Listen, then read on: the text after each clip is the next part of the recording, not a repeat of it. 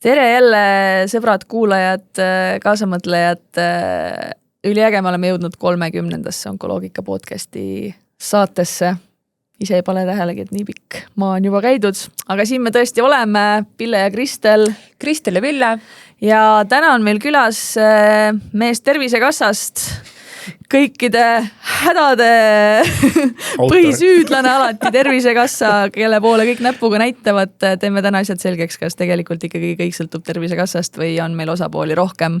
Aga laua taga on meil täna Marko Tähnas, kes mina võin küll panna käe südamele ja öelda, on mees selles organisatsioonis, kes mõtleb, kuidas olukorda meie kõigi jaoks paremaks mõelda. Nii et tere tulemast, Marko! Räägi nüüd lähemalt, millega sa seal Tervisekassas tegeled ja kes sa selline oled?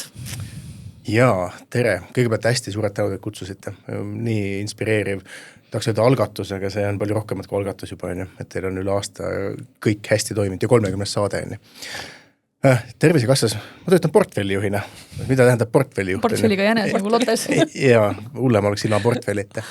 Aga portfellijuht tähendab tegelikult seda, et ta manageerib erinevaid teenuseid majas. Meil on teenusepõhine juhtimine organisatsioonis ja minu portfellis on tänase päeva seisuga ka 6 erinevat teenust.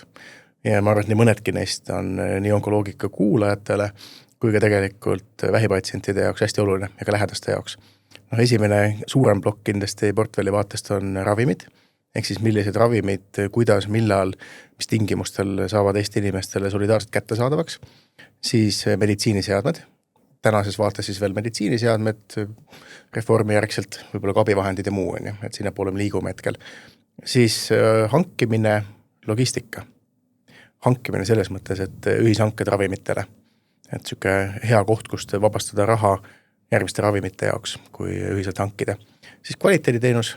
Et kõik ütlevad, et tervishoid võiks olla kvaliteetne. Meie kvaliteediteenuse juht aeg-ajalt ütleb, et tal on maailma kõige huvitavam töö selles mõttes, et iga asi, mida Tervisekassas või üldse tervishoius välja tuua, saab kvaliteediga siduda ja kõik saavad ette käe sirgu panna ja öelda, et andke mulle palun 1 kilo kvaliteeti. Aga päris elus väärtusloome seal on natuke teistmoodi. Võib-olla me jõuame hiljem rääkida. Siis on vaktsineerimine ja apteegiteenus. Onko vaates kindlasti oluline HPV vaktsineerimine ja muud vaktsiinid ka. Ja siis tervishoiuteenuste loetelu menetlemine, mis päeva lõpuks tähendab seda, et kui meil on keegi arstkonnast, keegi raviasutus, kes iganes tunneb, et Tervisekassa peaks selle asja eest maksma. Siis ta kirjutab siukse ilusa paberi kokku, miks, kuidas, mis väärtust see loob, annab Tervisekassale ja siis see tiim tarku majandusinimesi koos tarkade meditsiiniinimestega käivad sul üle vaatavad, et kas on tõenduspõhine ja kuidas kuluefektiivsusega lood on ja kas Tervisekass hakkab selle eest maksma. Et siuke väike portfell. Okei, mul tekist kohe mitu mõtet. Natuke nagu on ju. Siuke nipet-näpet. Nipet-näpet. Ja lisaks sellele, et sa oled portfelliga mees Tervisekassas, sa esindad Tervisekassat ka Eesti vähitervevõrgustikus Estgen. Just nii. On koht, kus tegelikult võiksid ka suured asjad meie riigis vähirindel sündida. Aga nagu tavaks on saanud, me oleme siin kõik ju lõpuks ka inimesed ja täna sellesse punkti kuidagi jõudnud, et kuidas sinust sai mees portfelliga Tervisekassas tegemas kõiki neid asju, et mis su varasem taust ja elukeerdkäigud on, et täna olla siin selles kohas? See ei ole vist see koht, mida peaks salvestama, aga ma arvan, et esimest korda mul oli võimalik süstida kedagi või midagi 3-aastaselt. Et mul on isa on veterinaar, ema on proviisor, ehk siis maast madalast puutud meditsiini poolega kokku, et aukohal on kodus esimese Eesti Vabariigi aegseid meditsiiniõpikuid. Need on siuke pikk suur seeria, et selle pärandas vanaisa veel. Et lapsest saati kokku puutunud. Tartu Ülikooli pärast gümnaasiumi lõppu läksin proviisoriõppesse. Tekkis mingi siuke imelik tunne, et mind väga numbrid kõnetavad, aga ma kartsin, et äkki ma ei saa matemaatika erialal sisse ülikooli.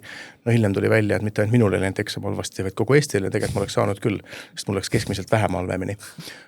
Aga läksin proviisoriõppesse, esimese aasta käisin seal just proviisoriõppes ära, tegin uuesti matemaatika eksami, läksin jälle matemaatikat õppima, aga siis juhtus siuke asi nagu meestega ikka juhtub, et tuli üks kaunis armas naisterahvas ja oma kursuselt ja kohe kuidagi ei tahtnud enam sealt erialalt ära minna.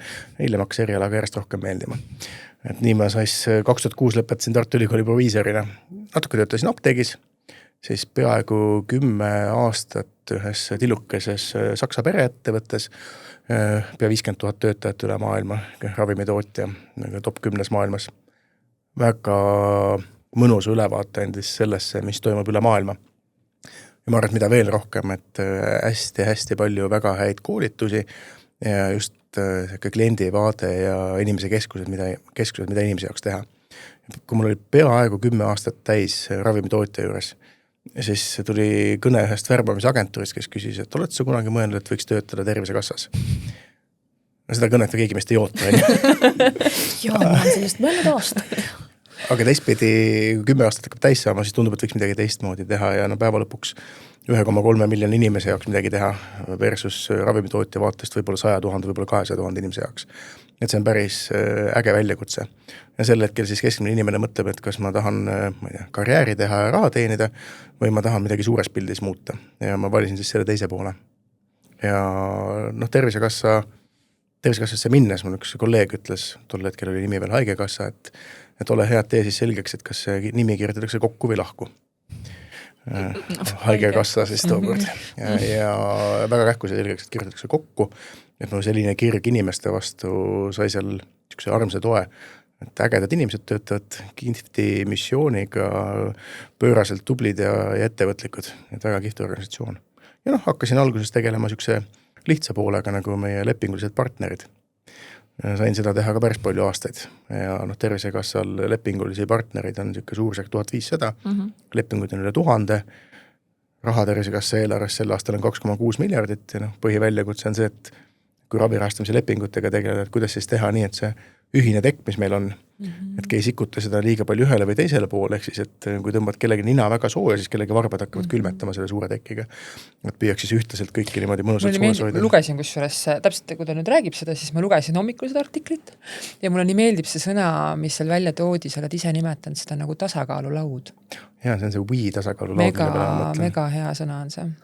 Ja tegelikult ongi igaüks oma mätta otsast vaatab meie seda tervise rahakotti riigi tasandil ja mõtleb, et miks ei ole siin rohkem ja miks ei ole seal rohkem, aga kokkuvõttes meil on nagu mingisugune hulk raha, mis peab jõudma väga paljudesse kohtadesse, et mina olen ka kuidagi jõudnud sinna praegu pigem oma peas välja, et meid võib-olla nii palju ei aita see, et see raha kuidagi, et seda raha tingimata väga palju kuskilt juurde tuleks, aga et kuidas me nagu targemalt suudame üleüldse oma riigis asju korraldada ikkagi selleks, et sellest rahast, mis meil on, millega me peame hakkama saama, et me sellega saaksime hakkama. Aga ärme sinna veel praegu mine. Ma juba oleks hakkat ravimitest rääkima, kuidas targem sügelema hakkas. Aga me läheme ravimite juurde, ma arvan, järgmiseks, sest et me suvel eelmisel aastal sinuga ju arutlesime ka Arvamusfestivalil just, mis puudutab innovaatiliste ravimite kättesaadavust, neid erilahendusi, sest kes meie lugusid pillega võib-olla ei tea, siis me mõlemad oleme ikkagi sellised harvikud siin, et mina annetajate toel käisin ravi saamas Rootsis. Ja mina annetajate toel praegu elan. Ja, kingitud elu rahastatud ravimi abil, et jätkuvalt see on see reaalsus, kus me oleme. Aga täna oligi mõte, võib-olla Marko sinuga ka natukene avada seda süsteemi seestpoolt ka, et hästi lihtne on võib-olla, jälle, et Tervisekass on kõige süüdi öelda, et meil inimesed jäävad ilma ravita, miks see nii on, solidaarne tervishoid, ma võin ka öelda, et minu meelest see tervishoid ei ole solidaarne, sest mina ju ei saa abi riigi tasandil täna, et aga prooviks nüüd seda siis mõtestada ja mõista, et miks me sõrmenipsust kõiki neid asju ei saa alati lahendada ja mida me siis täna riigi tasandil ikkagi teeme selleks ja kas me teeme, et need asjad järjest ikkagi liiguksid paremuse poole, et uued ravimid jõuaksid meieni kiiremini, et ka erikeisid laheneksid rutem, seal taha oleks vähem bürokraatiat, ka välisravile, ma ei tea, jõuaks kuidagi tempokamalt. Aga miks see teinekord ikkagi on väga aeglane, et hakkaks kuskilt otsast minema ja hariks nii ise ennast kui laiemat kuulajaskonda. Selle raha vaates mul üks kursavend. Ma olen jälle tudeng, nii et aitäh, et esimese kursuse tudengi siia kutsusite. Aga mul üks kursavend, kellega me koos õpime majandusteaduskonnas, ütles, et kui ettevõte endale raamatupidajat palkab, siis üks test on tavaliselt see, et kui palju võrdub 1+1. Ja järgmisse vooru saavad need, kes küsivad, et kui palju peab vastumus olema, et kui palju peab 1+1 võrduma. Kes ütlevad, et see on 2, ja need teise vooru ei saa. Aga Tervisekassa vaates see nii lihtne ei ole. Ehk siis raha ravimitesse läheb päris jõudsalt juurde iga aasta. Ja nüüd, mida sellest saab, kuidas saab, mida muuta, sinna jõuan. Ma tahtsin korraks solidaarsusest veel rääkida. Et solidaarsus all tahaks väga mõelda nii, et kõigile ja kõike. Solidaarsus tegelikult tähendab seda, et see, mille eest Tervisekassa maksab, on kättesaadav kõigile, kes seda vajavad. Et kui Tervisekassa otsustab, et ravimaa Tervisekassa poolt makstavale inimestele kättesaadav, siis kõik, kes seda vajavad, peavad saama. Et see on tegelikult solidaarsuse mõte. Või kui me otsustame, et inimene, kes vajab lihtsalt lõikust, selle lõikuse saab, siis kõik sarnased inimesed, kes samasugust asja vajavad, saavad solidaarselt sama lõikuse samadel tingimustel. Et see on solidaarsuse mõte. Kui nüüd ravimite vaatesse tagasi tulla, ma püüdsin meenutada, mida me eelmine aasta Arvamusfestivali rääkisime. Ma arvan, et ma väga palju rääkisin tulemuspõhisest maksmisest, millega me oleme jõudsalt edasi liikunud. Aga tegelikult on selliseid teemasid ja mõtteid vahepeal lauale juurde tulnud. Ja ma ütlesin, et numbrit inimesi, ma pean ikka numbritest ka rääkima. Tervisekassa soodusravimite eelarve sel aastal on suurusjärk 270 miljonit, 269,6. Ja eelmise aastaga võrreldes on ta ikkagi jõudsalt kasvanud, et see on peaaegu 17 miljonit rohkem. Varasemalt on see kasvanud umbes pool aeglasem. Miks me kiiremini selleks aastaks eelarvet kasvatasime, oli siis see, et me tegi esimest korda läbi sellise tulevikuseire või horisondi vaate. Ehk siis me võtsime Eestis esindatud ravimitootjatega ühendust, ütlesime, et kuulge, et mis teil lähiajal on tulemas. Lähiaeg tähendab 3-5 aasta jooksul.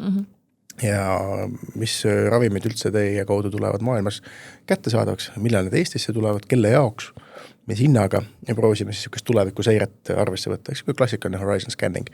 Ja sealt vaatasime, et et natuke rohkem peab eelarvesse raha planeerima. Ja tegime järgi ka selle matemaatika, et kui kõik, mis maailmas välja mõeldakse, Eestis kasutusele võtta, siis siuke pluss 20% peaks umbes iga aasta ravimite eelarve kasvama.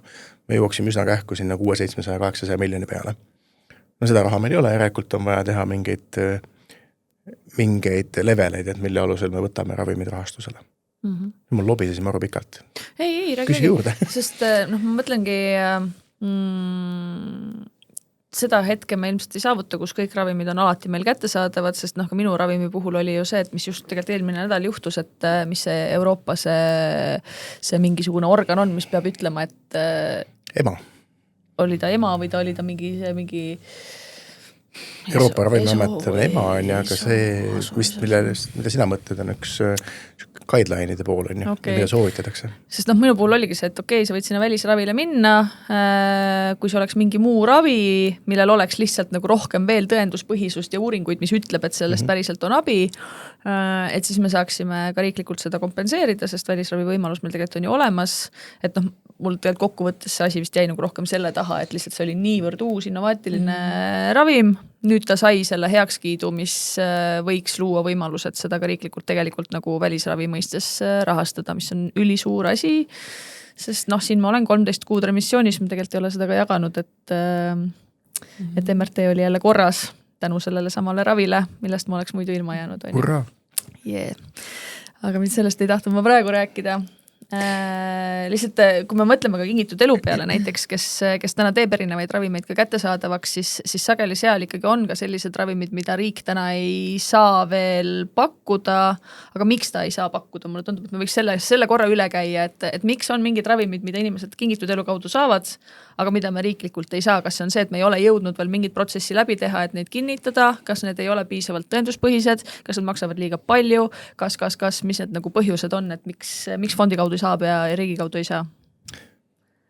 Kingitud elufond on hästi tänuväärne organisatsioon, ise ka olen neile raha andnud, kui võimalus on, või siis kui ette satuvad piltlikult öeldes.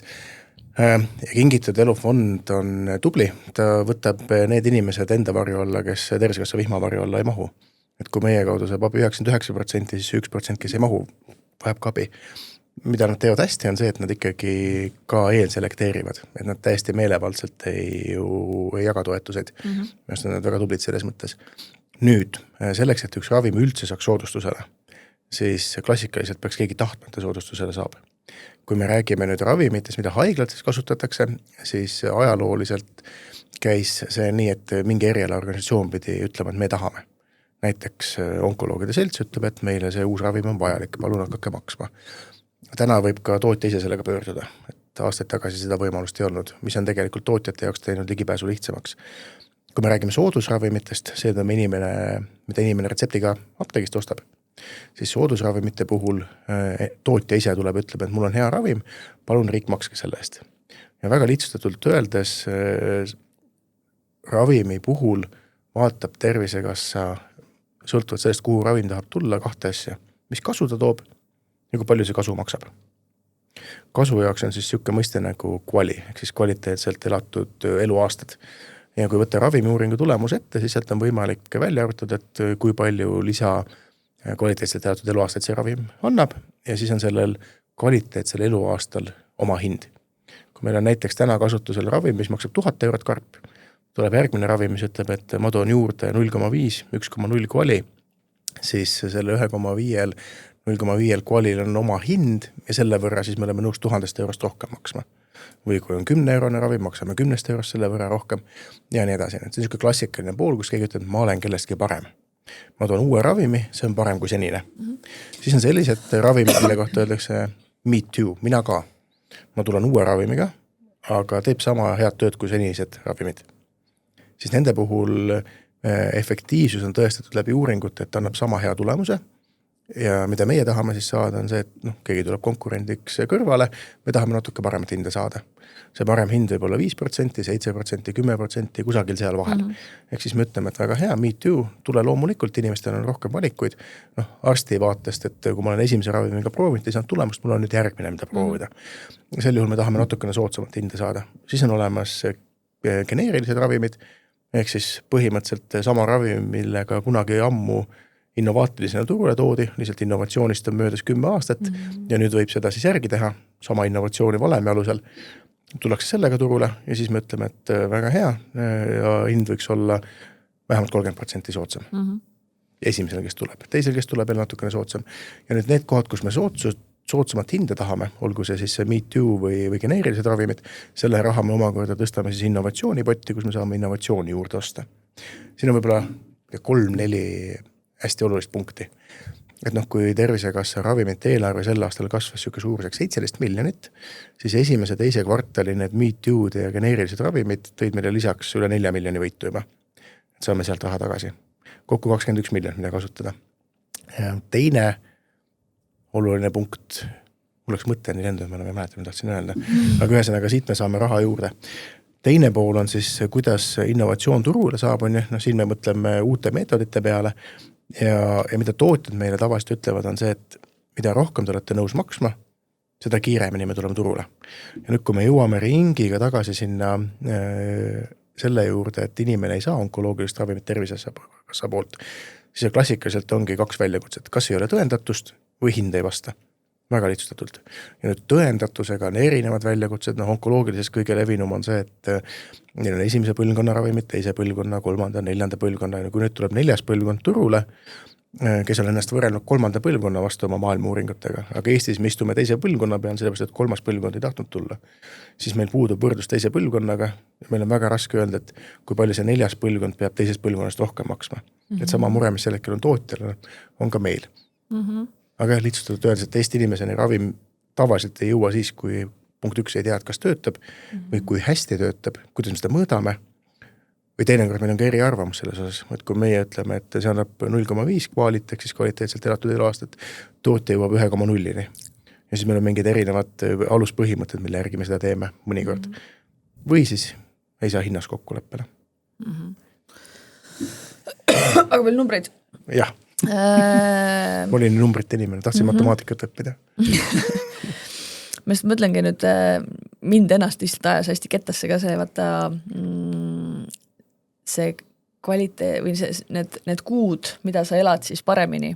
Et tegelikult minu ravimi puhul samamoodi see uuring just kui ütleb, et tuleb paar kuud juurde ja seda nagu numbrit ennast vaadates tundubki, et nagu see on tühine mõju, et kas on nüüd nagu 2 kuud rohkem või 2 kuud vähem. Aga ongi, et kas see number näitab tegelikult, kuna see on mingisugune keskmine, et selle numbri taga on tegelikult ju midagi enamat peidus, kui see hästi nagu talupoja mõistus, et kui ma saan selle ravi, siis ma olen 2 kuud kauem. Noh, ei ole mõtet nagu suurt summat selle eest välja käia, kui nagu inimene, kes niikuinii ära sureb, elab 2 kuud kauem. Ma lihtsalt nagu mõtlen nii palju just siin seda, et see on tõesti loogiline, et riik ei saagi nagu katta kõike. Ma arvan, et ei ole ühtegi maailma riiki, kus oleks kõik ravimid nagu riigi poolt rahastatavad. On see võimalik üldse? Mõni riik Euroopas, kes sel päeval, kui Euroopas ravim registreeritakse, teeb kohe kättesaadavaks. Kusjuures need riigid on siis need, kus koha peal ravimeid toodetakse, mis on arusaadav, et tehas töötab, makse makstakse, hakkab nüüd väljapoole ka müüma, sest kui meie juba maksame, hakkavad teised riigid ka maksma, seal jälle tehas saab suurema tellimuse, see raha tuleb mulle riigina tagasi. Kusjuures ka nemad hindavad siis aasta või 2 pärast üle, et mis tegelik kasu on ja hakkavad hinda selle järgi kohendama, aga alguses võtavad kohe uksest sisse. Ma lihtsalt olen nii palju mõelnud seda, et kui mõtleme ka seda terminit personaalmeditsiin ja siis siin minul nagu lükkab ka lühisesse, et kui et sellest personaalmeditsiinist üks käsitlus on ka see, et see ravim ju mõjub inimesteni nagu inimestel väga erinevalt on ju. Muidugi. Nii, ja kui nüüd fond, ma mõtlen seda tuleviku perspektiivi on ju, et ravimid tuleb järjest peale, kui palju jõuab meil Eestis tulla tervisekassa nimistusse ja rahastusse on ju. Et lihtsalt see koormus nagu ühele organisatsioonile on nagu tegelikult ikkagi järjest kasvav. Saan aru, tervisekassal on ka see koormus järjest kasvav, igatepidi kõigil on koormus kasvav. Aga ma olen nii palju mõelnud, kas see organisatsioon ei saaks olla kuidagi nagu riigi mingi koostööpartner, et ta tõestab selle ravimi ära ja mingist hetkest nagu kuidagi riik paneb nagu mõle alla. Et jah, ütleme, et üks ravim, seda saab võib-olla, ma ei tea, sealt läbi organisatsiooni mingi 40 inimest, võib-olla 10 ta ei toimigi, on ju. Aga 10 ta toimib. Ja et siis selle 10 ravi mingi hetk võetakse nagu riigi poolt üle. Ja võib-olla mõnel toimib veel eriti hästi. No võt. See on jumala hea mõte. Sest tegelikult need inimesed on ju, nad kõik jäävad tööl, kui ma niimoodi praegu tagantjärgi või kui ma üldse nagu praegu vaatan, mõtlen nende peale. Meil endal kogemusringiski on tegelikult vähiravifondi abisaajaid ja osadel on see ravim nii kõrge kvaliteediga, et nad tuuaks ikkagi täiesti kuskilt väga sellisest täbarast olukorrast täiesti teovõimeliseks, täisväärtusliku elavaks inimeseks, kes tegelikult ju maksab riigile makse, on ju, et selles mõttes ta läheb tööle, on ju, et kohati on see nagu selline... Sest ma mäletan, kui ma seda oma avaldust kirjutasin, siis eitav vastus tuli, siis mul järgmine nagu see püüdlus oligi see, et aga äkki me teeme nii, et ma selle esimese ringi käin ära nagu annetajate rahaga, aga kui see ravim mõjub, et siis kas te olete nõus nagu uuesti kaaluma seda, et minu näitel 13 kuud täielik ravivastus justkui nagu väga on õigustanud see raha, mis sinna läks, aga siit me jõuame jälle, mulle tundub sinna selle solidaarse süsteemine siis tagasi, et hetkel meie nagu riiklik mudel on see, et kui me ühele inimesele anname, siis peavad ka kõik teised saama, mitte ainult need, kellel see ravi hästi toimib. Või mul on nii palju mõtteid peas ja ma mõtlen, kui detaili ma lähen. Ära väga detaili mine, proovi igale kuulajale arusaadavalt selgitada. Ma arvan, et see, millega sa Kristel alustasid ja millega Pille lõpetas, et on neid, kellel töötab paremini ja on neil, kellel ei tööta nii hästi. Ja nüüd me hindame Harju keskmist tulemust või maailma keskmist tulemust siis. Ja kui juures, kui me veel uuringus hindame keskmist tulemust, siis me peame selle viima Eesti konteksti. Et näiteks kui maailmas keskmiselt rinnavähk avastatakse 55. eluaastal, siis Eestis 57. Need on välja mõeldud numbrid, et ei pea kontrollima. Mõtlesin praegu välja. Siis me peame kohandama seda, et kui pikk on oodatav eluiga tagantjärgi. Kui maailma keskmine eluiga on 79, siis meil on näiteks 74. Kõik need kohandused käivad Eesti oludesse läbi. Aga mis on siin oluline, on see kandev mõte, et need, kellel töötab, nende eest võiks ju maksta. Ja mulle see mõttevaldus näitib sellepärast, et mitte ainult proviisorid või ravimiinimesed, vaid ka täiesti tavaliselt teise valdkonna inimesed mõtlevad samamoodi. Miks? Sellepärast, et umbes aasta aega tagasi me selle projektiga käima lükkasime, et need, kellel töötab, neile maksame. Kus me sellega oleme? Me oleme sellega sükse 40% peal praegu, et hakata tulemuspõhiselt rahastamine. Tulemuspõhine rahastamine tähendab tegelikult mitte seda, et need, kellel toimib, neile maksame, kellel ei toimi, ei maksa, vaid natuke detailsem. Ehk siis, kui keegi saab ravimi uuringu tulemustest sinna top 10% tulemuste hulka, et kui me ütleme, et keskmiselt saab 3 kuud juurde, aga keegi saab seal 18 plus kuud, siis selle eest me ei pea maksma keskmist hinda, vaid me võime rohkem maksta.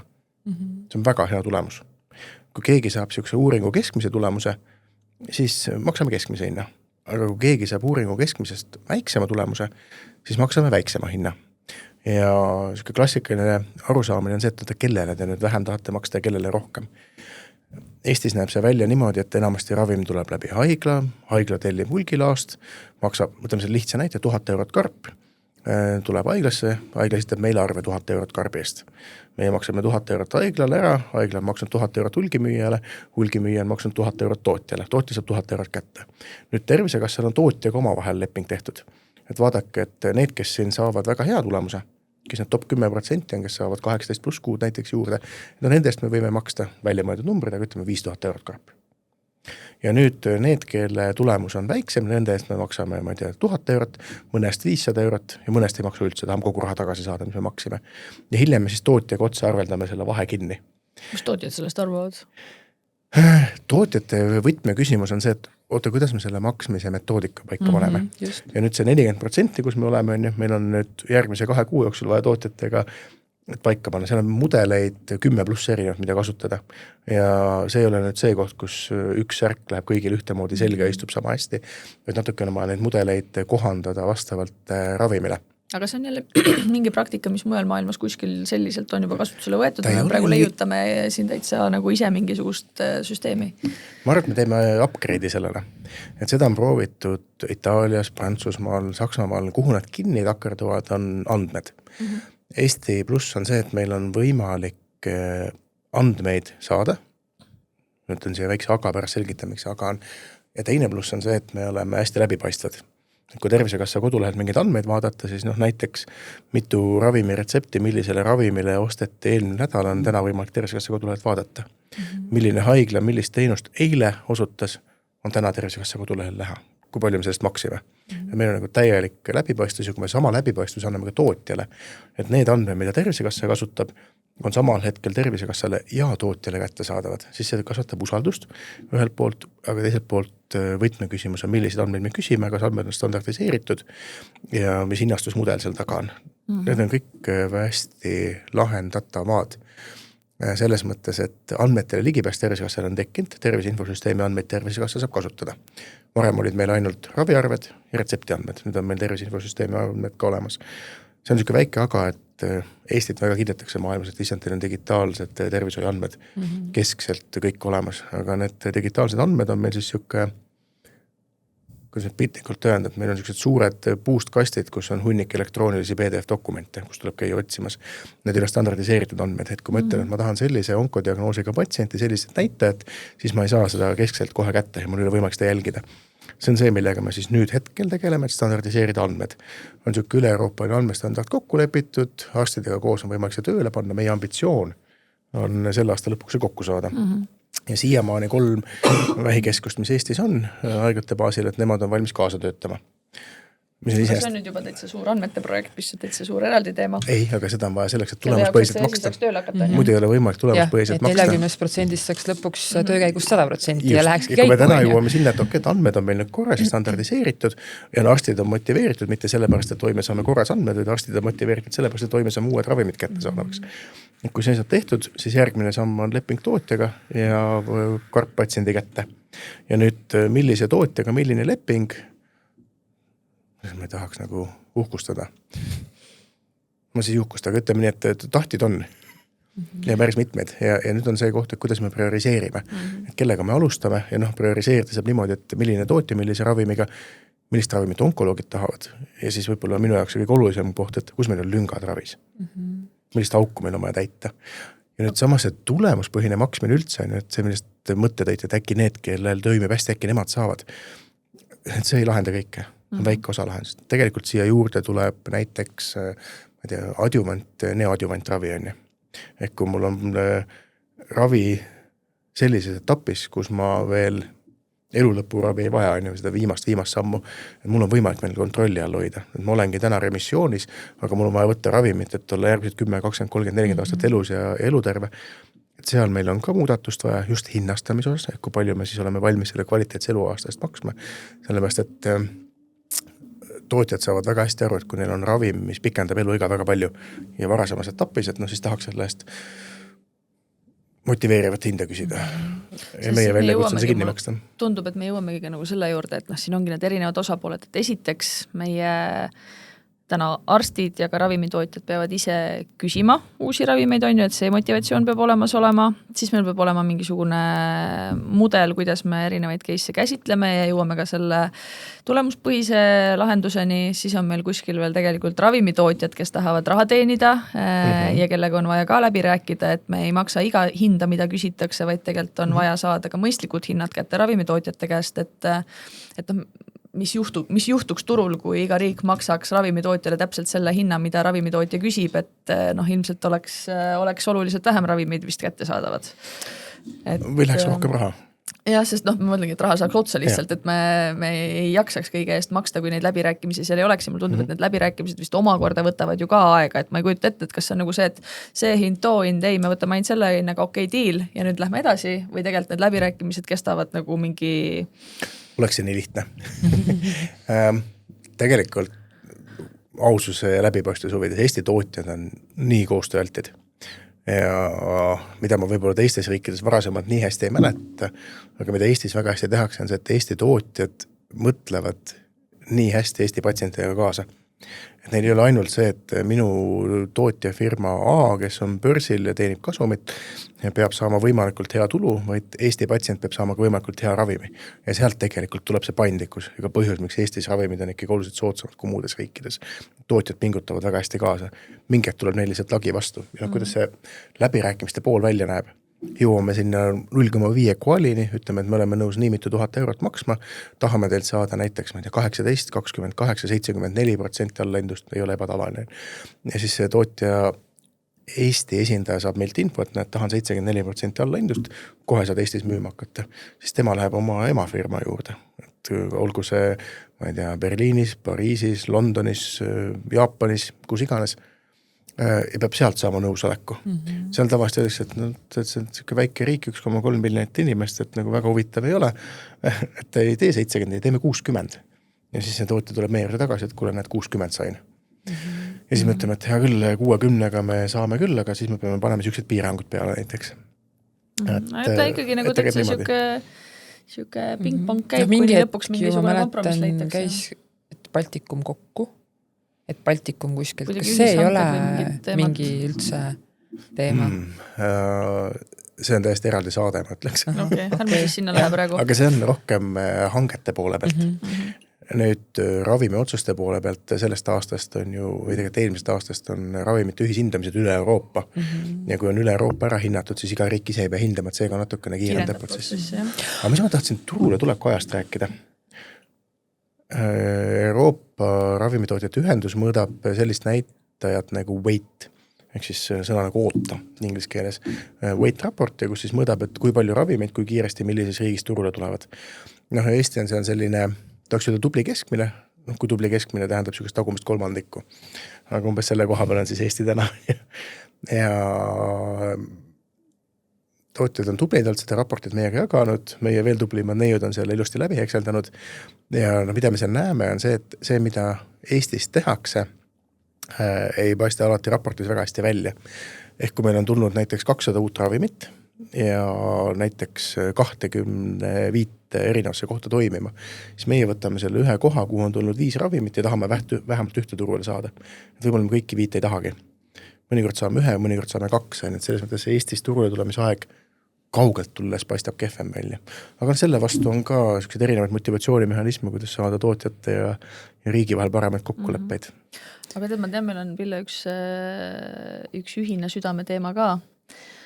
Räägime kardioloogilistest ravimitest. Sellest võime ka rääkida, aga uued ravimid versus vanad ravimid ja et sa patsiendina pead alustama nendest mingisugustest vanadest, mille võib-olla tõhusus ei ole nii hea kui uuematel, et sind loputatakse enne nende raskesti talutavatega läbi ja siis sa alles jõuad nende innovaatilisemate juurde. No siin mina nüüd olen natuke infost ka aru saanud, et tegelikult need, mis on sagedasemad paikmed, kus on ravimid, tegelikult ongi see valik on oluliselt suurem, seal on tegelikult juba päris head muudatused tegelikult ka käinud.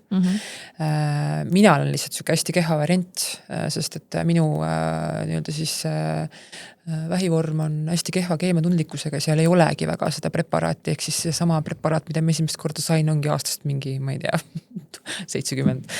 Et et nii lihtsalt on, aga mida ma korraks, ma põikan siia ravimite üldse selle teema juurde tagasi, mida mulle varasemalt olen ka tegelikult öelnud, et see on juba selles mõttes selline nii-öelda üks osa, kus meil tulevad mängu need ravimid, mis ei ole nagu Tervisekassa poolt kättesaadavad.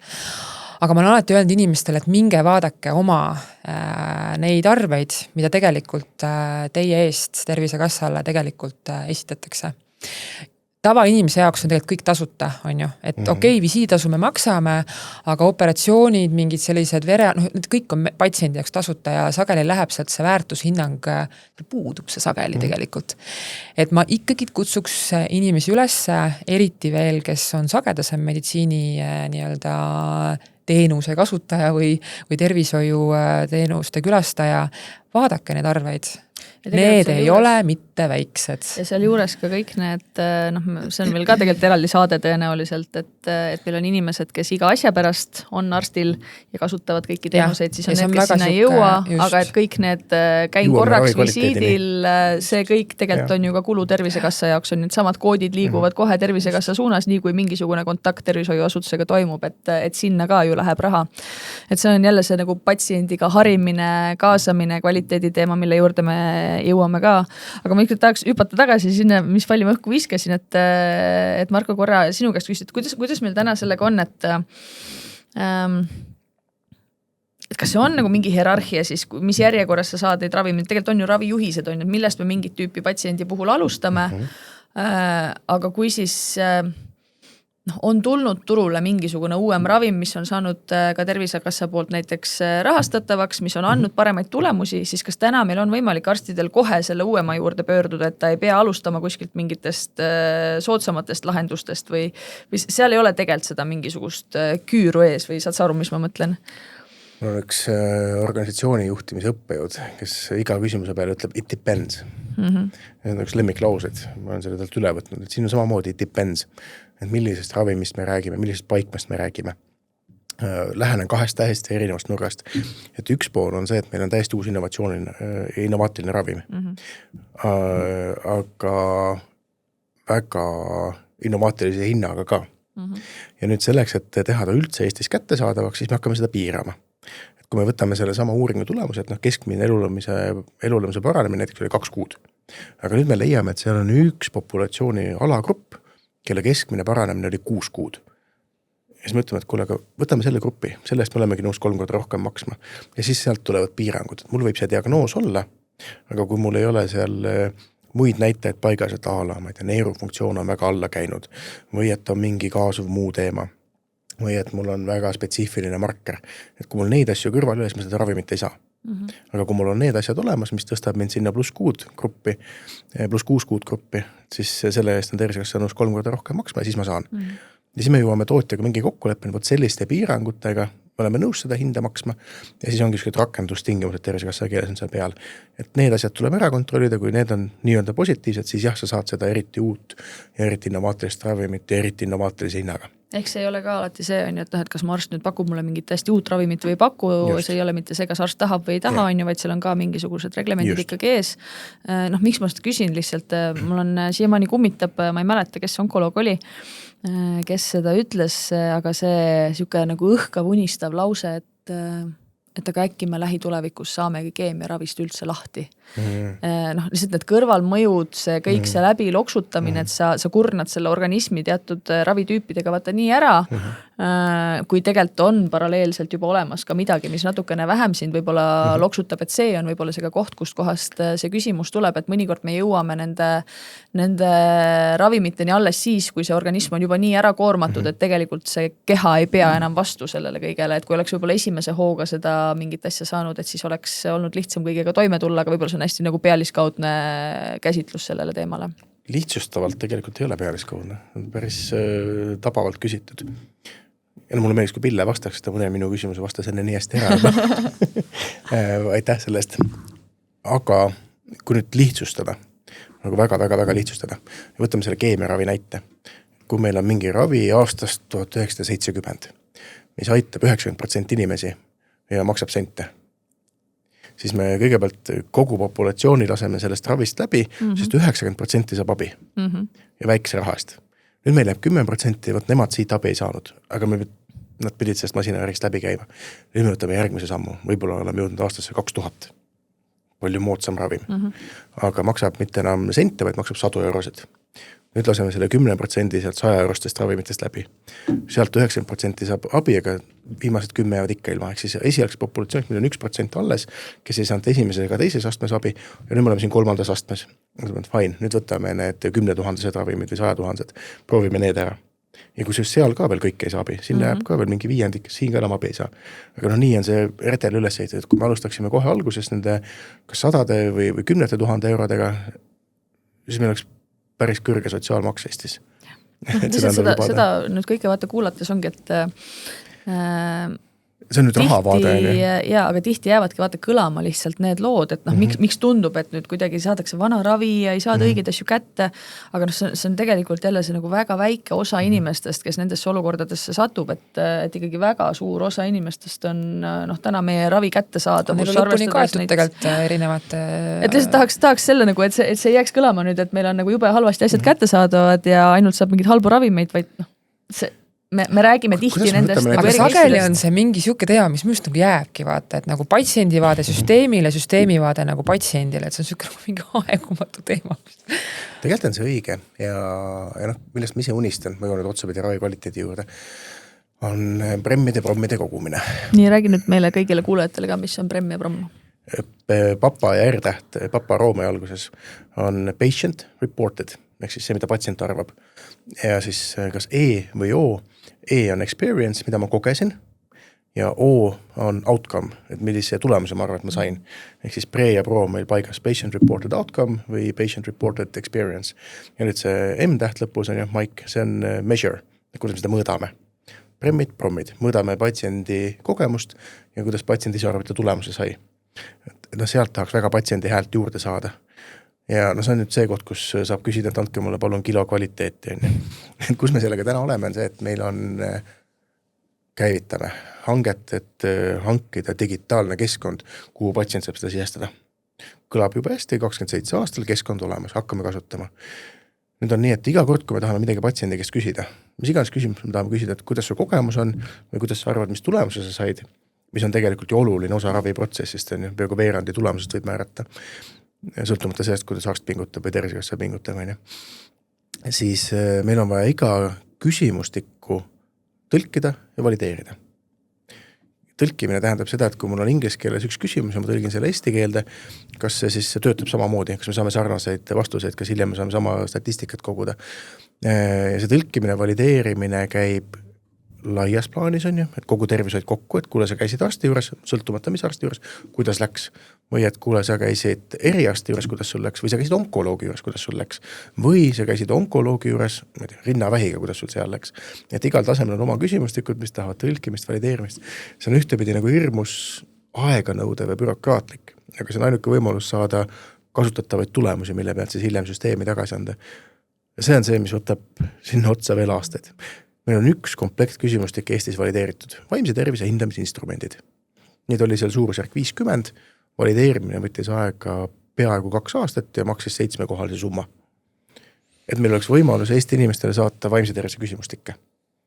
Et kui Eesti inimene loeb eesti keeles või ka vene keeles, midagi mõlemas keeles küsimustikku, vastab küsimustele, siis sealt tulevad tulemused, näiteks skoor 40 võrdubki tulemus 40. Skoor 50 võrdub tulemus 50, et sinna kohta lõpuks jõuda.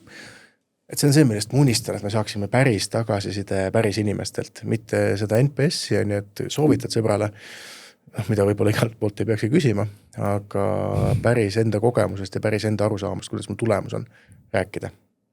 Et see on see, millest ma unistan. Ja et siis nende tulemustega pärast nagu reaalselt midagi sünnib ka, on ju. Siis me jõuame sellesse klassikalisse kvaliteedi parandamise tsüklisse, plan, do, study, act. Aga me oleme rääkinud ravimitest. Ma ei tahaks tervet saadet selle alla panna. Võtaks selle kuidagi kokku, et on palju osapooli, kellest sõltub see, mis kiirusega ja kuidas ravimid turule jõuavad. Asju riigis juhtub kogu aeg selle jaoks, et tuleks uusi ravimeid juurde ja nad oleksid rohkem kättesaadavad. Meil on hea seis sellega, et ravimitootjad ka teevad koostööd ja seisavad meie inimeste eest, et ei ole see, et ainult taskut täis toppida Kingitud elu jätkuvalt mängib olulist rolli ja ka teised fondid, kes ka näiteks laste ravimite rahastamisega tegelevad. Üks asi, mida me siin ei puudutanud, on see sama harvikhaiguste case, et kui sul on need mingisugused erijuhud, kus on vaja kuidagi kiiremini menetleda ja leida mingisuguseid lahendusi, mis kuhugi nagu sellisesse üldisesse raamistikku ei mahu. Et seal tegelikult, ma saan aru, on mingisuguseid arenguid nüüd Tervisekassa mõistes olnud, et äkki sa räägid sellest ka natukene? No see oleks see koht, kus hakkaks ennast võõraste sulgedega ehtima.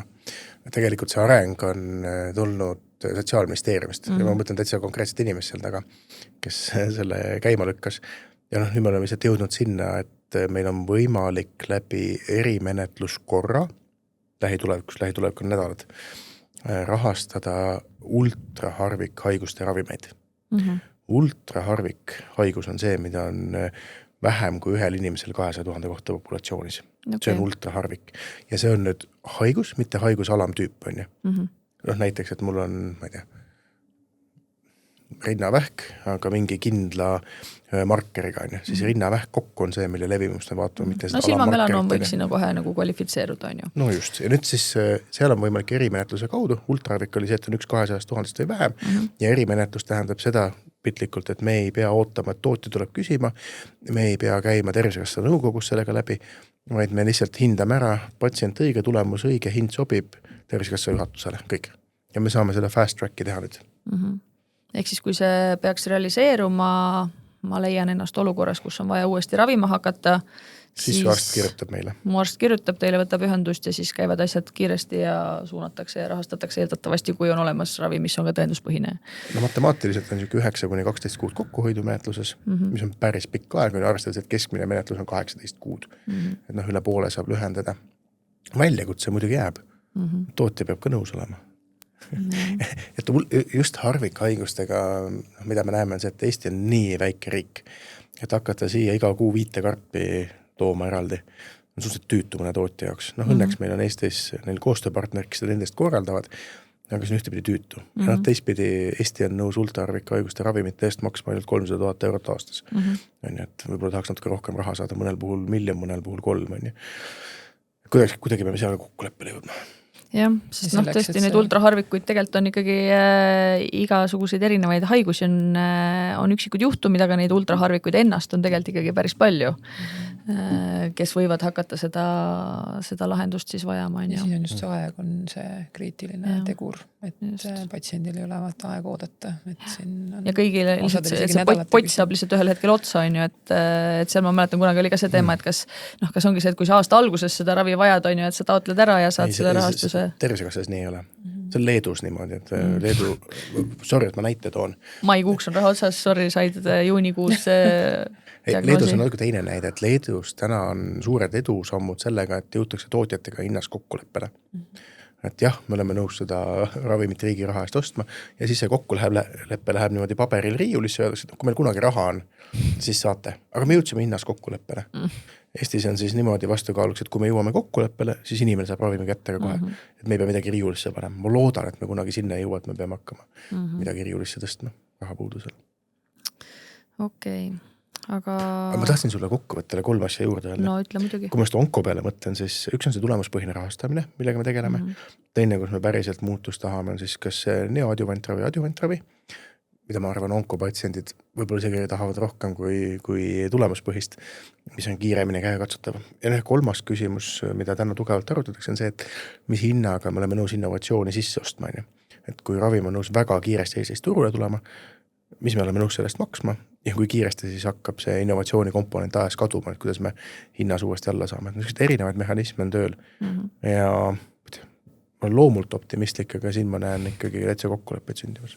Aga kui me vaatame, me rääksime onkost, aga hematoloogiliselt samamoodi vähipatsiendid, et kui Tanel Mahla käib meil siin saates käis oma selle kaarte rakuraviga, mida nüüd täna tõesti juba arendatakse Eestis ju tingimusi selleks, et saaks seda ravimit siin koha peal toota, et kõik erinevad sellised nagu ka personaalse ravimi arendamise võimalused, ma huvi pärast küsisin ta käest alles hiljuti selle kohta, et on ka ju vähivaktsiinid personaalsed ja mis kõik võimalused meil on olemas, et kui ma nüüd leian ennast ühel hetkel olukorras, kus enam see ravim mind ei saa aidata, mis on täna mu see õlekõrs, et kui ma tahaksin, et toimuks see protsess, et mulle arendatakse välja personaalne ravim, mis põhineb minu enda nagu rakkudel, siis kui palju see maksaks, mida see tähendaks, kas see üldse on võimalik Eestis, kas selle jaoks peaks kuhugi mujale minema, et kokkuvõttes ütleski, et see arendusprotsess ise ei olegi nii väga kulukas, kuivõrd lihtsalt see bürokraatia, mis seal taga on, et kuna seal ei ole mingit sellist nagu standardteekonda täna, et kõik need erinevad osapooled kuidagi kaasa saada, et kas sa nagu selles osas oskad ka midagi arvata, et kui kauge või lähedal on valmis viskama ju kohe,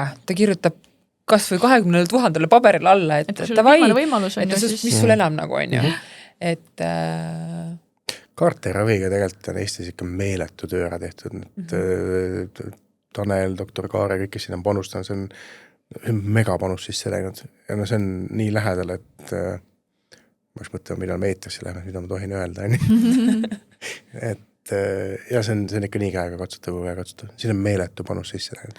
Ja me jõudsime nende tiimiga kokkuleppele juba täitsa mõnda aega tagasi. Aga need ongi need konkreetsed võimekused Eestis, aga see sama konkreetne kaart nüüd kõige puhul ka ei aita, aga meil nagu laiemalt tegelikult on maailmas juba iseenesest see võimekus olemas, et inimesele täiesti personaalne ravi välja töötada. Seal võib olla ka vabalt omi tagasilööki, et see lõpuks ei toimi nii nagu vaja ja nii edasi, aga et kui see juba peegeldas seda minu kui patsiendi nagu mõttemaailma, et kui ma olen olukorras, kus mu enesetunne on veel väga hea, mu haigus progresseerub, aga enam see ravi ei tööta, mis mul on hetkel see viimane õlekõrs ja kui sa tead, et tegelikult on veel olemas võimalus, et keegi kuskil saaks luua ravimi personaalselt mulle, et see tegelikult juba eksisteerib, mõned ei taha isegi mõelda selle peale ja oma viimaseid päevi kuidagi sellega vaevata, on ju, mina olen seda tüüpi, kes tahaks eksperimenteerida sellega ja jõuda nagu selleni ja näha, et kas see võiks kuhugi viia. Kas sa mõtled selle Austraalia koera peale, kelle pere? No võib ka selle Austraalia koera peale mõelda ja selle koera näitel, kus juures me hakkasimegi Taneliga sellest rääkima, see pole mingisugune uudislugu, et nagu meil on ammu juba sellised võimalused tegelikult olemas, lihtsalt need ei ole standardiseeritud täna ja nagu sellised kättesaadavad, aga tema seisukoht oli, et see tegelikult on lähiaastate küsimus, et me võiks sinna jõuda, et kui valmis me tegelikult riigina nagu oleme sellisteks asjadeks ka, et see personaalmeditsiin kuidagi järjest, kas ta tuleb? Muidugi tuleb, kuhu ta pääseb. Küsimus on, millal ta meile kättesaadavaks saab. Hinnasildid, kui ma lähen täna, ütlen, et vaata, siin on minu rakud, tee mulle siuke asi, kui ma eksi, algab siuksest 5 miljonist. Nii, ja kui meil ravimieelarve oli 270 miljonit, kui me jätaks kõik diabeetikud ravimata, kõik hüpertoonikud ravimata, kus on nagu põhiosa Eesti inimesi, kus me eluaastaid võidame, jätame onkoloogia 10 miljonitega kõrvale, ütleme, et fine, et võtame need 50 inimest Eestist, kogu raha paneme sinna näiteks iga aasta, et tegelikult saaks ju. No kui ma mõtlen mingit väga jõukate inimeste peale kuskil, et neil iseenesest tõenäoliselt täna on see nagu võimalus juba tegelikult olemas, et kui seda kasutatakse ilmselt juba, et aga ühel päeval äkki jõuab lihtinimeseni ka kuidagi. Okei, aga me ei pea seda pikalt teema.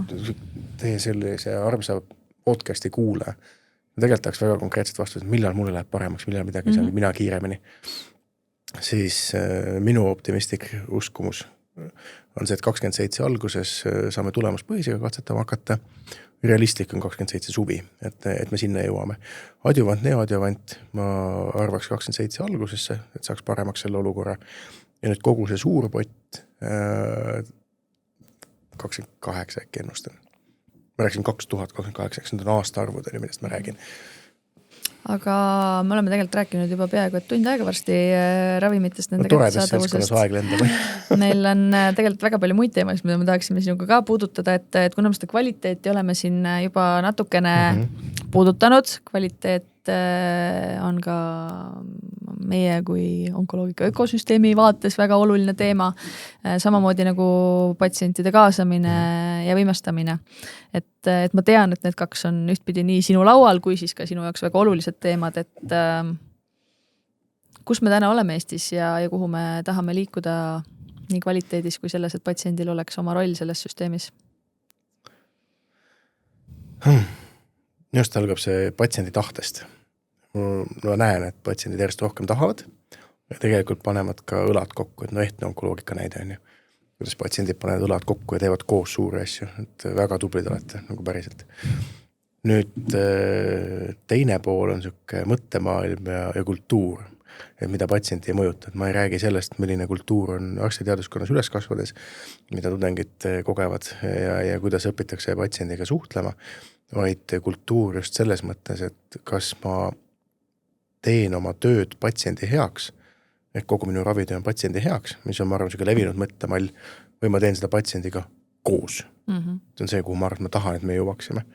Kui ma mõtlen oma kiirabi praktika peale, mida ma obikorras sain teha kiirabi sõita, siis ma nägin ka erinevaid lähenemisi, et kas ma aitan patsienti või teen patsiendiga koos midagi paremaks.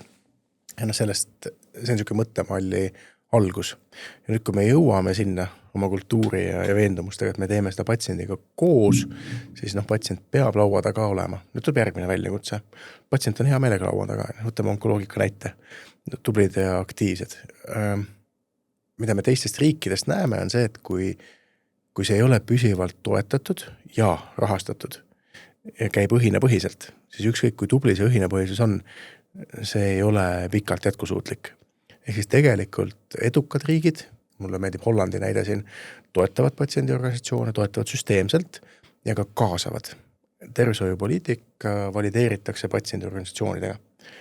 Ravi ostmine, kellelt mida ja kuidas on patsientidega ja nende esindusorganisatsioonidega valideeritud. Ja see on võimalik ainult siis, kui on püsirahastus.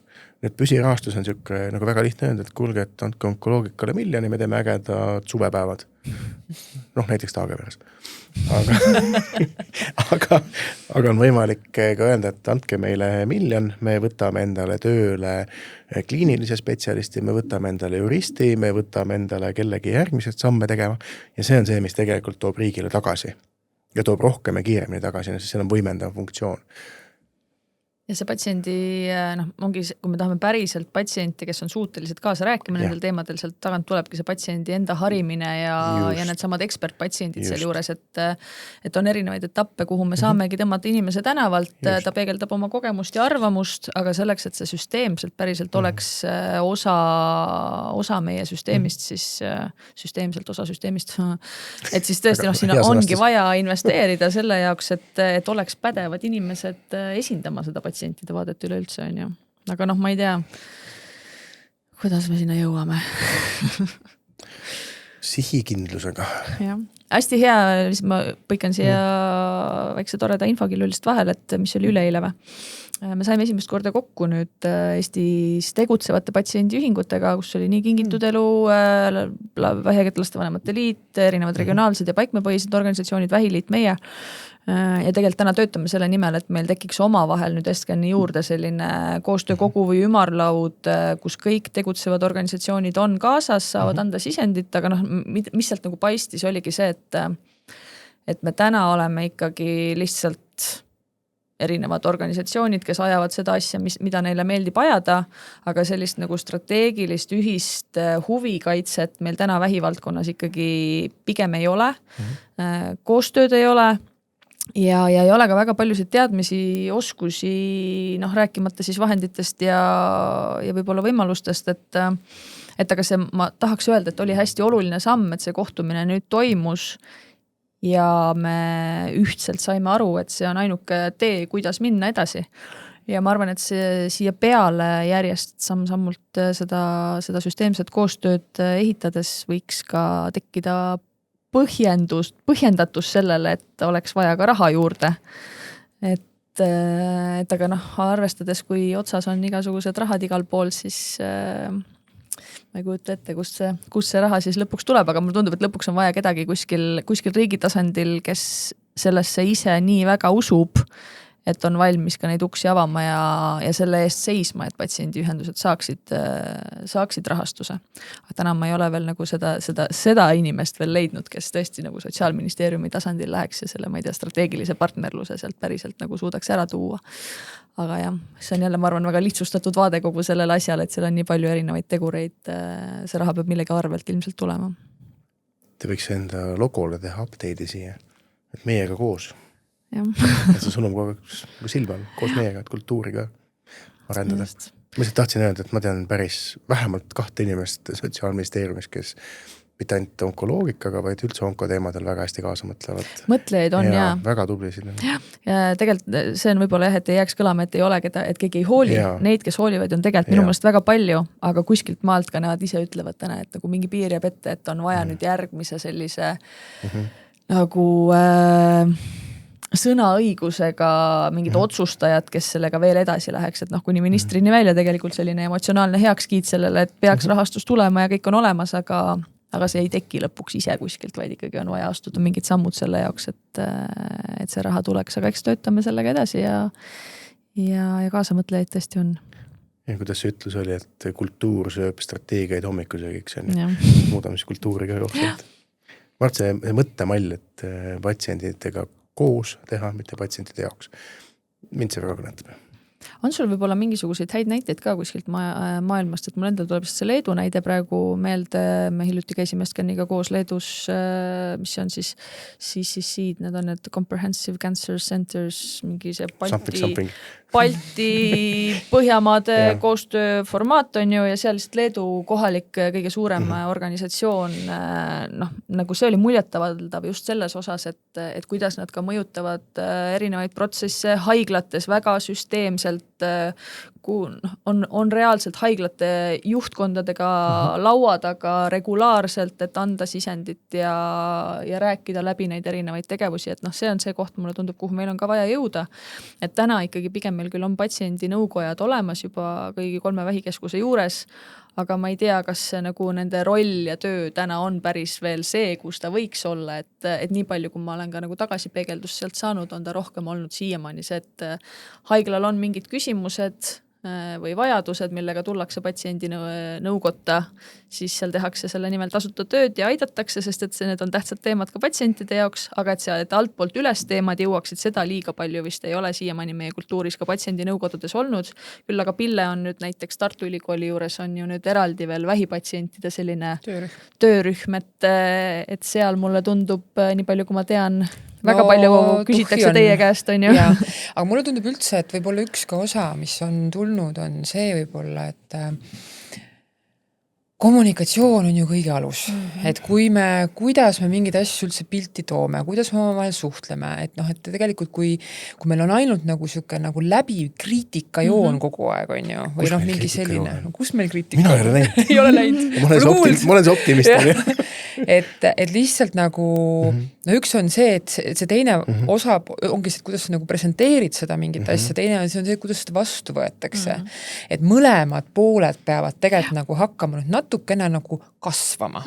Et tegelikult me ju ei taha, keegi ei lähe, noh, just see, et see isiku tasand minu meelest sealt tagant nagu peaks täiesti ära kaduma, vaid me räägime nagu toimimissüsteemist, mehhanismidest, et ja samas noh, ma olen alati ka seda meelt, et kui ma näiteks hospiitsi valdkonnaga olen aastaid juba kokku puutunud, siis iga inimene, kes kuskil sektoris ta nagu töötab, see on tema see mingi siis see on kandev tala, siis, aga ma läksin sinna hospiitsi ja ma kohe mõtlesin, et aga mis tunne oleks see, kui mina nüüd siin olen, on ju, et iga inimene, kus sektoris ta tegutseb, ta võiks ikkagi nagu endal aegalt nagu stopp ja mõelda nagu, et kuidas need asjad nagu toimivad.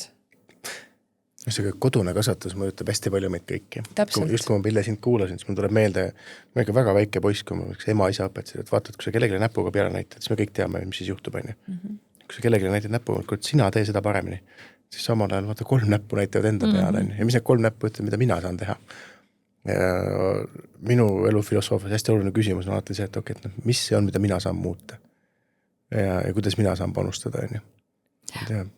Ja võib-olla see tulebki ka palju mingisuguste varasemate jälle kogemuste pealt ja hirmu pealt, et noh, me ju meediast käivad ka jälle läbi ju need lood, kus on, ma ei tea, kas mingid ravivead või patsient kaebab ja et kui see patsient võtab sõna, siis ta võtab sõna ikkagi noh, juba sellepärast midagi kuskil halvasti, et ma olen hästi nõus, Pille, sinuga selles osas ka, et me ise peame õppima ühtpidi ka, et kuidas me siis ka seda tagasisidet anname, on ju, aga peegeldame. Aga tihti võib juhtuda ka see, mida ma võib-olla selliste üksikute patsientide puhul vahel näeme, et kui sa proovid anda tagasisidet, sa püüad oma nagu arvamust tuua lauale, sa tahad, et sind vähemalt kuulatakse ära või noh, veel parem, kui keegi arvestaks ka sellega, mida sul on öelda, et see on jälle, me jõuame selle kultuuri juurde tagasi. Aga kui sinu võib-olla ka ettepanekut või muret pisendatakse või ratsionaliseeritakse ilma lihtsalt seda ka nagu emotsiooni sealt tagant kuidagi nagu ära kuulamata, siis ühel hetkel noh, inimene tõmbab nii lukku ära, et ta enam ei oska teistmoodi kui lihtsalt siis tekibki see võitse positsioon. Et siit me jõuame selle pagana kommunikatsiooni teema juurde tagasi, et millised on meie sotsiaalsed oskused tervishoiu ja patsiendi tasandil mõlemal poolel. Kas me oskame nagu empaatiliselt näha üksteist ka inimestena lisaks sellele, et meil on mingid rollid ja kas me päriselt oskame ära kuulata, et ja seda ju tegelikult ikkagi jätkuvalt ei taha, et sa tunned patsiendina ennast nagu ebamugavalt, et sul on küsimused. Ja. Seda tegelikult ei tahaks tunda nagu, ma arvan, mitte ükski patsient. Me oleme äkki infoajastul ja isegi kui see info ei ole näiteks ka mingi tõendus, ühesõnaga, et meil peaks ikkagi olema võimalus täiesti nagu rahumeelselt arutleda asjade üle. Ja siis me jõuame natukene jälle selle ajateema juurde tagasi, on ju. Tahaks ühe lihtsa nipi anda kuulata, et kuidas küsimusi julgemalt küsida. Eriti kui meedik ütleb vastu, et kuule, et ei ära seda küsi. Siis mulle kunagi üks kolleeg õpetas eelmises töökohas, et meditsiinis on väga lihtne kuldreegel, et parem üks rumal küsimus kui üks rumal tegu. Tegelikult peab julgema küsida. Kui sa ei küsi ja selle tagajärjel kas teed midagi või veel hullem ei tee, et selle tagajärg võib olla palju suurem. Ja kui meedikule ka aeg-ajalt meelde tuletada, et kuule, et me teame, et parem üks küsimus kui üks tegu on ja ilma küsimata. Me lihtsalt mõtleme sageli selle peale, et me soovitame ka, et kui keegi tuleb, ma ei tea, meie kogukonnas küsima, et kas ma ei tea, seda tohin teha või kas ma võin, ma ei tea, mingit toidulisandit võtta või sellist toitumist harrastada või seda trenni teha. Et kui see soovitus on ka, et aga mine räägi kõigepealt oma arstiga, on ju, et tema peaks oskama sulle nõu anda. Aga mis siit võib-olla nagu kohati välja tuleb, on ka see, et veel kord see arst ei oska kõigele tegelikult vastata. Ei peagi oskama, aga tihti tuleb sealt, meil ei ole ka seda kohta, kuhu seda patsienti võib-olla suunata, et seda vastust saada ja kõige kiirem vastus, mis tõmbab selle patsiendi lõpuks lukku ära, ongi see, et mitte midagi ei tohi, kõik on vale, ära ise uuri, sest nagu sa püüad sellega lihtsalt säästa, et ei tehta vale samme, aga teinekord see toob kaasa hoopis selle, et patsient lihtsalt ei ütle arstile ja ikka teeb asju, et kuidas nagu sellest üle saada, et me julgeksime päriselt rääkida, ühe korra saad vastu näppe, teist korda enam ei lähe. Et jälle filosoofiline või pigem retooriline küsimus praegu on ju. Mul on ettepanek teile sellega. Ma pärast räägin, et Onkofestil üks töötuba teha. Okay. Ja siis kui see töötuba tuleb, siis te saate öelda, et mõnetate saadet. Ja kui tule, siis me vaikime selle maha. Jah, väga hea, siis pärast vihja meile, sest arsti-patsiendi suhe väikse tiiserina on meie selle aasta Onkofesti üks oluline lavateema. Lihtsalt võib-olla praegu ongi hea paslik korra hõigata, et Onkofesti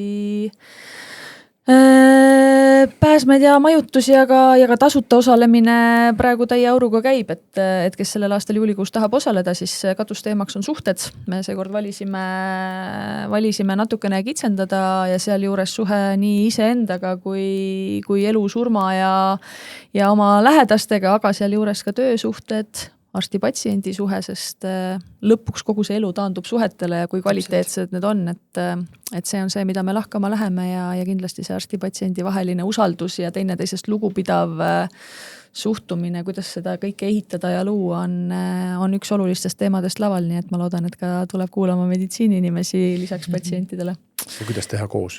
Just, täpselt, sest lõpuks kuidas see hiinlaste vanasõna oli, on ju? Nii. Kui tahad kiiresti kuhugi jõuda, siis mine üksi ja kui tahad kaugele, siis mine koos. Jah. Okei, kuule, aga ma mõtlen korra, sa rääkisid nendest teenustest. Ma ei saanud rääkida 3 numbrist, mis ma tahtsin rääkida, aga me võime selle jätta järgmiseks korraks. No me võime ka järgmiseks korraks. Mis need 3 numbrit olid, mis ma ütlesin? No ütlen, et ikkagi ära need 90 ja 70.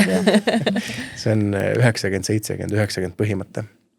Ja tuleb HPV vallast ja 90% mõte on siis see, et kui me suudame 90% ära vaktsineerida, siis 70% on, keda meil on vaja skriinida, et nemad skriinime ja skriinikust väljatulijatest omakorda 90% suudame ravida. Ja see on niisugune ideaaltulemus, kuhu ennetusega jõuda selleks, et elimineerida HPV tulenevad vähid. Et Austraalia on sinna kohale jõudnud, Rootsi on ka põhimõtteliselt kohal. kui me jätkame sama tublisti nagu täna, siis võib-olla 10 aastat tuleme ka kohal, on ju.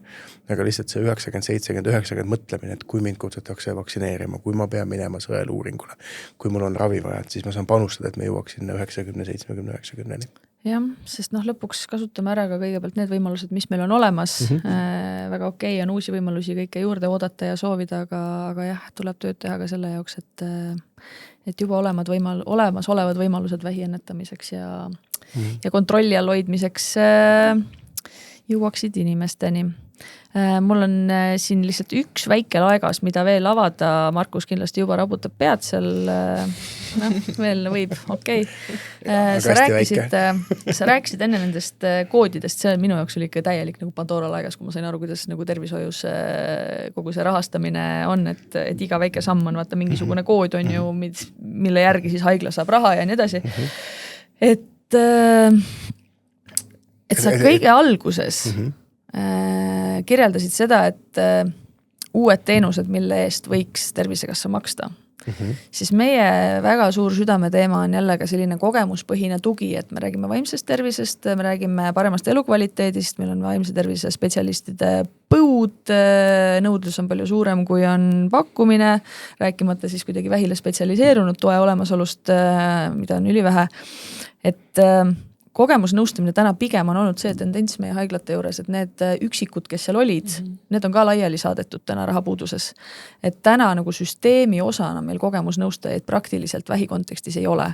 Ja tuleme siin korraks veel ajast tagasi, et riik on nad tegelikult varasemalt välja koolitanud. Et ühest küljest riik on loonud võimaluse, mida enam ei ole kahjuks ja praegu ma saan aru ühest küljest, et eks on see kvaliteedi teema on ka natukene, mis vajaks praegu väga suurel määral ülevaatamist ja kaasajastamist, aga ühest küljest riik on loonud väga hea võimaluse ja teisest küljest on nad kõik nüüd lihtsalt nagu on, et sellest on hästi kahju. Et lihtsalt ma unistaks sellest, et ka kogemuspõhine tugi on osa sellest ravimeeskonnast ja ta katab jälle täiesti omaette niši. Lisaks psühholoogile, hingehoidjale on ju väga palju aitab ka võib-olla sellistest praktilisematest küsimustest läbi, lisaks vaimsele mõistmisele ja toele. Et kui me nüüd nagu, kui me mõtleme, et me tahaksime, et haiglate, meeskondade normaalne osa või siis ta ei pea tingimata olema haiglate juures, vaid üleüldse et oleks kättesaadav kogemusnõustamine kvaliteetsel tasemel, nii et selle eest, kui teenuse eest makstakse ka, siis mis nüüd on vaja selle jaoks teha, oskad sa seda öelda või see on täiesti sinu jaoks praegu mingi, ei tea. See on laest küsimus. Ja ei, ma ei tea õiget vastust. Või natuke tean, aga see, mille peale ma võtaks kanget mürki, ma ei tea, lahjat mürki võin võtta. Ma vastaks 3 osaliselt. Just meie minister Korben Joller just kui postitas sel teemal, et meil on 3 paralleelset asja, mis peavad korras olema. Et esimene pool, millest sa rääkisid, on niisugune task shifting osa, et kogemusnõustaja tegeleb selle poolega, millega tema saab tegeleda, vaimse tervised ja sellega, millega tema saab tegeleda, psühhiaater, kliiniline psühholoog oma tasemete, et meil on see õige tasemel õige inimene. See tasemete paika loksutamine ministeeriumis käib täitsa jõudsalt, no see peab valmis saama. Sama asi, see teine punkt on astmelise abisüsteem, et millisel astmel, millist abi peaks saama. Ehk mitte see, et keegi on sul otsa varnud öelnud, et sina kuulud sinna, vaid see kõigepealt pöördudki oma kogukonna poole ja siis lähed järgmisele tasemele, kuni lõpuks jõuad siis selle psühhiaatrini välja, kui vaja. Aga kui sa saad madalamatel tasemetel hakkama, et ise abi otsides või kogukonna abi saades, siis ei ole vaja kaugemale minna, mis tegelikult laiendab võimekust, mis siis nagu nõudlust tasakaalustada. See on ka ministeeriumis tööl ja see on koos rahastusega tööl, et kuidas me jõuame sinna, et see platvorm, kus sa kõigepealt ennast ise aitad, kus su kogukond tuleb appi, see on see, millest minust teie oma praegu mõtlesite. Ja see lahendus tuleb sealt. Nüüd Tervisekassa vaates see, kas haiglal on raha maksta kogemusnõustajale, peaks natukene kulumudelisse sisse vaatab, mis rea pealt need maksid ja mis need enam ei maksa. Võib-olla siis oskaks vastata. Kohe ei oska. Kui meil oleks Elis siin, meil vaimse tervise teenusjuht, oskaks kohe öelda.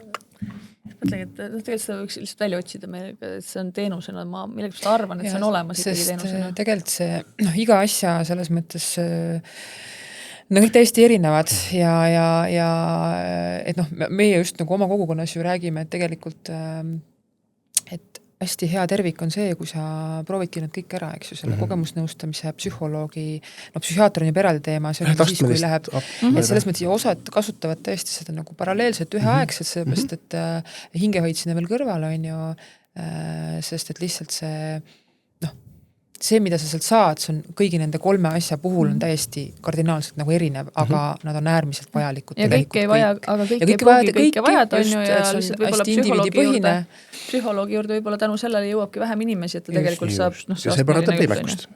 Ja saavad need, kellel on rohkem vaja tänu sellele löögile. No ühesõnaga, südame teema, mulle väga meeldis. Kodutööd. Selles mõttes, et äkki on kood olemas, sest meil on neid seal tuhandeid ja mul ei ole kõik peas, et ma peaks veel natuke õppima. Sest see rehabilitatsiooniteenuste üks, ma ei saa öelda ümarlaud, mingisugune koostöökohtumine oli see nädal ka. Ja seal oli tegelikult väga ilusti ikkagi välja joonistatud see, et kogemusnõustaja on osa sellest põhimeeskonnast, on ju, et peakski seal olema, täna see reaalsus ei ole see vähivaldkonnas. Aga seal üks meil lauas olev üks õppejõud tegelikult ütleski, et on 2 eraldi asja veel, et üks on kogemusnõustamine ja teine on kogemustoetamine.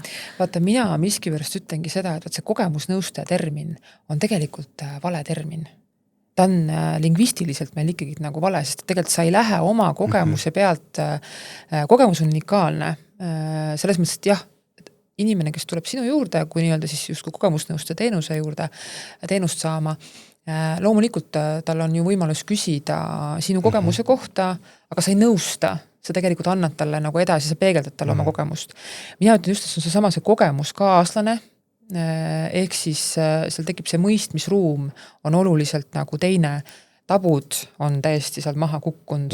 Meil oli 3 tundi ühe imeäärmase inimese juures ja tegelikult see on, need suhtedünaamikad on hoopis teised, mis on sellise nii-öelda siis nagu justkui nagu sellise tervishoiuspetsialisti nii-öelda teenust kasutades on ju. Et ma arvan, meil on ka võib-olla see kogemusnõustaja kui selline üldse nagu identiteedi tuum on natuke meil kihvas, ma ütleks. Ongi ümber defineerida või aga äärmiselt oluline ongi see, et nad on saanud kriisipsühholoogia esmase väljaõppe, nad on läbi töötlenud enda loo hästi nagu pulga haaval, ehk siis nendel jah, see nii-öelda pagas on all võib-olla natukene teine kui lihtsalt, et ma otsin nüüd tavalise nii-öelda kogemuskaaslase on ju. Sul on selles mõttes õigus, et kui see lingvistiliselt paika saada, siis see paneb ka ootused paika. Ja kui ootused on paigas, siis ma võib-olla ei pettu neis nii kergelt ja ma tean, mida ma saan. Kogemusnõustaja me sattusime ka haiglates, vaata. Et et justku, et meil on vähipaikmeid nii palju, kas siis peaks olema igale vähipaiknele oma kogemusnõustaja? Tegelikult ei ole. Praktilise nõu annab sulle ju õdenõustaja, mis on kõik, mis puudutab ravi. Kogemusnõustaja on sinul ikkagi nagu pigem see vaimne tugi. Ja surmahirm on tegelikult see, mis on katusteema vähipatsientidel. Aga jah, siis me peame ka sinna jõudma, et lõpuks ka need praktilised teadmised ja kõik võimalikud võimalused jõuaksid läbi nende koordinaatorite või kelle iganes meie süsteemis inimesteni, et täna me ikkagi pigem oleme selles olukorras, kus need tugiteenused, võimalused ja muud asjad lihtsalt patsient ei jõuagi sinna, et siin just tehti uurimus ühe kliiniku poolt, kui palju vähipatsiente saab füüsilise tervise rehabilitatsiooni teenust täna Eestis ja see oli äkki mingi 1,6% kõikidest patsientidest jõuab sinna.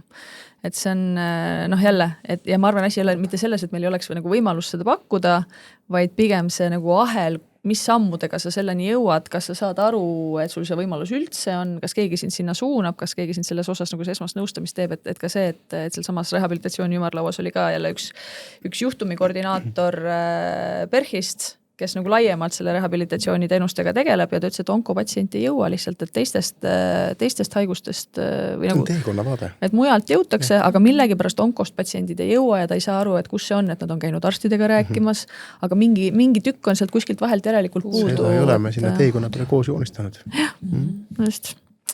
Nii et nii, tahaks avada jälle palju uusi peatükke, aga jälle võib-olla oleks hea meil põrgatada, Marko, sulle endale kuidagi siia lõpusõnadeks ikkagi pall tagasi, et me rääksime erinevatel teemadel palju eeskätt just ravimitest ja nende kättesaadavusest.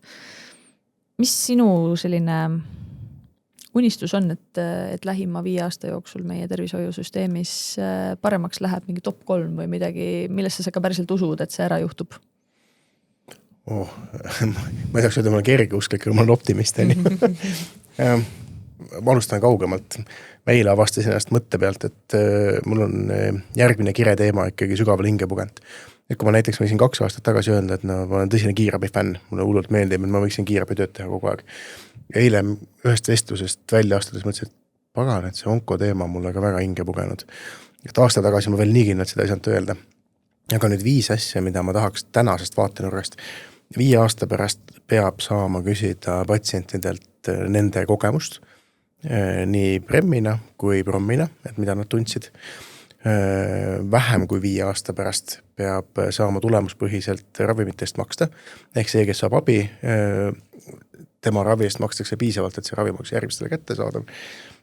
Kindlasti peaks onkoravimid olema kas nädalaid või vähemalt kuid kiiremini Eestis kätte saadavad muu maailmaga võrreldes. Ma usun, et siis me saame koostööle. Ja nüüd viimane suur unistus on see, et kõik, mida Tervisekassa teeb ta faktide ja numbrite põhjal. Ja seda sellepärast, et see väike raha hulk, mis meil on, et sellest maksimaalselt palju inimesi saaks maksimaalse abi. Andmed ka taustaks kõik. Andmed ka väga taustaks, et aga teie unistused. Mulle saab praegu nüüd soovide nimekirja kaasa anda, enne kui ma ära lähen. Jõuluvõnale kirjutad. Tegelikult vist hakkab aeg otsa saama. Ja, aeg on lõkki, aga kui sa ilusti siin küsid, siis see patsiendikeskne või ma isegi ütle patsiendikeskne. Mina ütlen inimkeskne meditsiin ja inimeste all ma pean silmas ka meditsiinipersonali, patsiente ja nende peresid, et me päriselt teeksime oma otsuseid ja valikuid ja kujundaksime teenuseid nii, et me lähtume eelkõige inimesest. See on minu jaoks kõige olulisem. Kas ma nüüd võin oma nimekirja täiendada? Te ütlesite nii ilusasti. Ei, ma olen nõus lihtsalt. Väga hästi öeldud. No võt siis, aga tõmbame tänaseks saate koomale. Marko, sinuga koostöö jätkub. Marko nimelt on ka meie nõuandva kogu liige. Nii et... Ja ära siis Tervisekassast kuskil ära ka. Väga vajavad... Aitäh. Väga vajalik lüli oled. Ja hea meel, et vähiteema sulle on südamelähedane. Olgu, Marko. Lähme siis tänaseks laiali. Meie lõpetame oma 30. saate ikka klassikaliselt, Pille, ja soovime teile elusat elu!